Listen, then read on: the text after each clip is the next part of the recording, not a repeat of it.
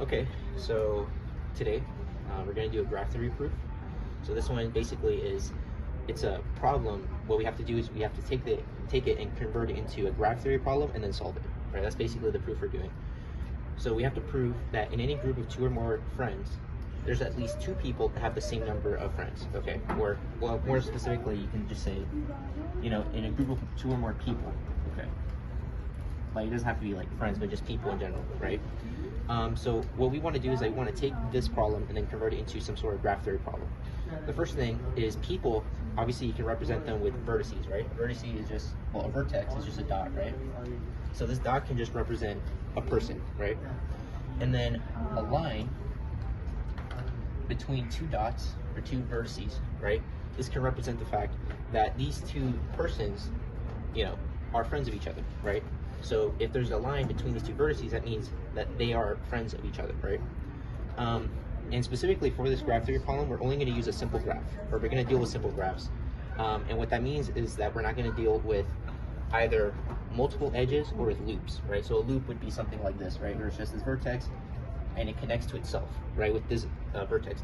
This doesn't make sense in this situation, obviously, because, obviously you can't be a friend of yourself, right? It doesn't make sense. Also, we're not going to use multiple edges because, for example, let's say if we have two vertices here, and let's say we have that, but then we also have another edge, two edges connecting the same two vertices in that way. This doesn't make sense in this problem because obviously, you're friends with someone and you don't do that twice. Does that make sense? Like, you're just friends with that person and you don't, basically, it only makes sense to say you are friends with this person, there's only one friendship there as opposed to two or three, right? It's just one friendship per two people, if that makes sense.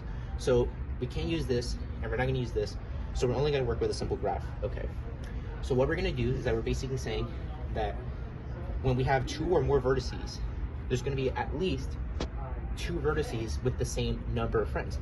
Now, how many friends, let's say this person has, and I'm not going to draw out the graph, but imagine, let's say this vertex is connected to this dot over here, and this dot over here, and this dot over here, right?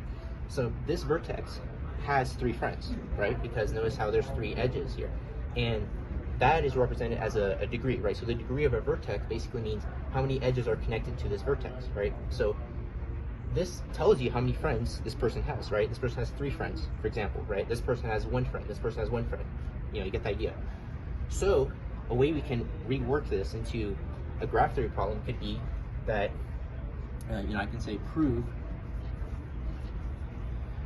that in a simple graph of, okay, so I'll use n, right? So of n greater than or equal to two vertices,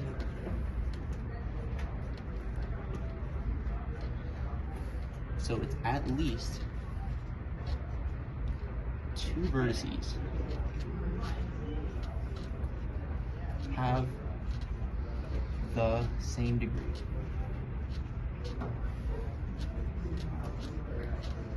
So what we just did was that we took this problem and we converted it into graph theory, right? So a person is represented by a vertex, and then whether or not the people are friends with each other, that's represented by a vertex, by an edge connecting them, and that's represented by a degree. So for example, if I want to say I have three friends, that would be like me saying I'm a vertex and I have a degree of three, right? That's pretty much what we're doing. So how do we prove this? Well, basically we have to use what's called the Pigeonhole Principle. I'll get to that in a little bit, but let's just, for sake of argument, let's just move into it, and I'll tell you when the Pigeonhole Principle gets applied here. So let's say we have a graph, right? So we have some sort of graph. It's a simple graph, okay? And there's at least n vertices, right? So let's say this is a vertex, this is a vertex, this is a vertex, right? But I think an easy way to look at this is to look at what's called a degree sequence. A degree sequence basically means it's a list of numbers where each number is basically the degrees, right? And they're all listed in decreasing order, basically, right? So for example, if I have a graph, let's say with 5 vertices, then you'd expect 5 numbers in here because it lists off the degree of each of those 5 vertices, right?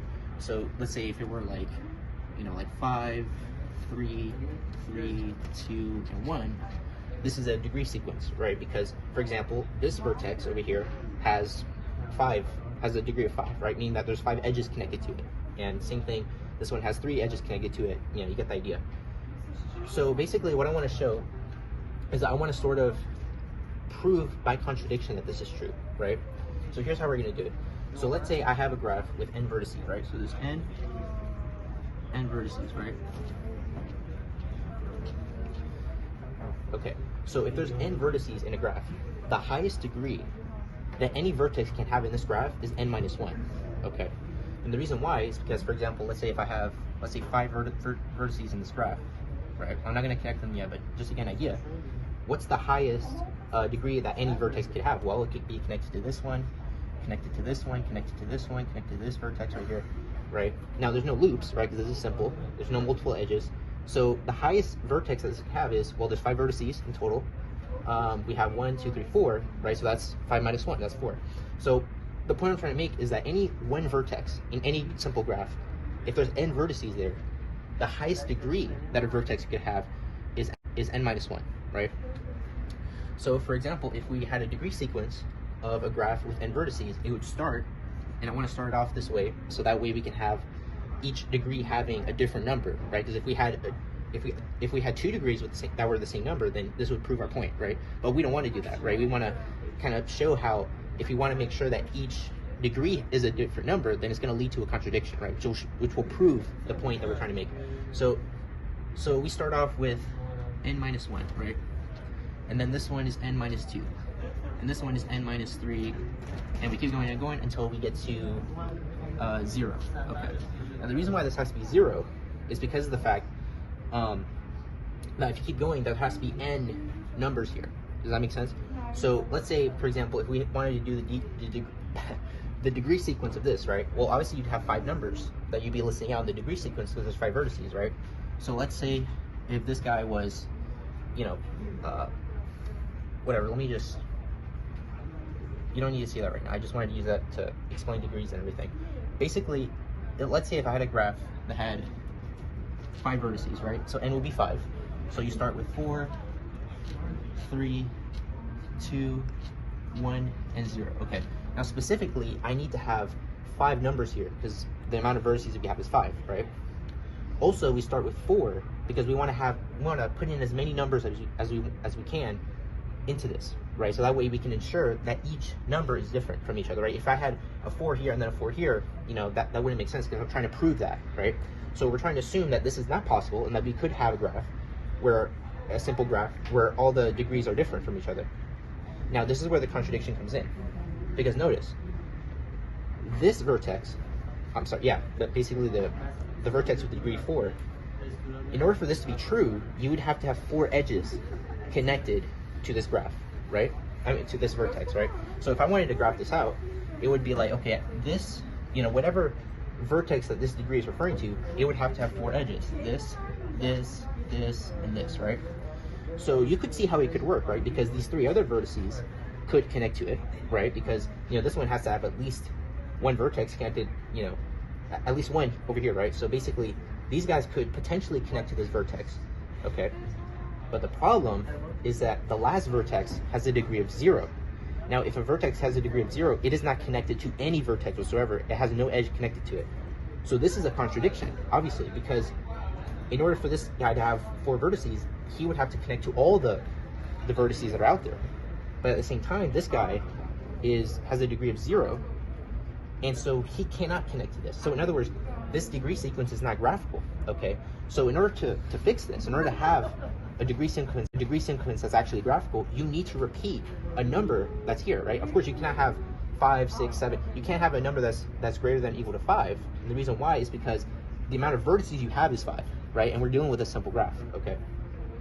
So you can only have a number that's less than 5, okay? And you can only have a number that's at least 0, obviously, because you can't have negative degree. That makes no sense. So in this case, we have 5 degrees here, but this cannot work because this guy is not connected to any vertex, and we need 4 vertexes to connect to this guy, okay? So because that's not happening, this is a contradiction. The only way this could be graphical, hypothetically, is that one of these numbers have to repeat. Either you have a 1 over here, I don't know, a 3 over here, or something like that, but you need to have 2 of the same number in order for this to work, okay? So basically, if we apply that to here, generally speaking, right? So if you had n numbers here, right? How would this work? It would be n minus 1, n minus 2, n minus 3, whatever. And then the last number would have to be 0. So the vertex that has the degree n minus 1, sure, he can connect to all these guys, potentially. But when you get to 0, right, this vertex cannot connect to n minus 1 because it's a degree of 0, okay? So this is a contradiction. So how does this deal with the pigeonhole principle? Well, it's because of the fact that, let's say if I have a box, let's say I have 3 boxes, right? And I have 4 balls, right?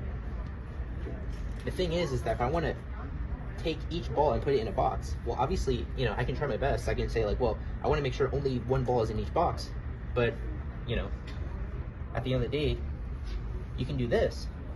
But eventually, this guy has to go into 1 box. So eventually, you're going to end up with 1 box that has at least 2 balls, right? And that's essentially what the pigeonhole principle says. So in the same way here, you know, this is not going to work because if, let's say, each number, like each separate number would be like, you know, a ball, and there's like 5 here. Well, obviously, this is not going to work because, you need to change the 0. You know, it has to connect to some vertex. Otherwise, this is not going to work. Or it could be, you can change the 0, you can change the 1, but the idea is that 2 numbers have to repeat in order for this degree sequence to actually be graphical, okay? And assuming that's a simple graph and all that. So what we've demonstrated is that this degree sequence, where we assure that every degree is different from each other, so that way all the degrees are different, this cannot be graphed, okay? This contradicts itself. This degree sequence is not graphical, okay? So therefore, okay, we need to have a degree sequence where at least 2 of the vertices need to have the same degree. At least 2. It could be 3 or 4, but at least 2 have to repeat because this obviously cannot work. Okay, so that's basically the proof right there. We're done.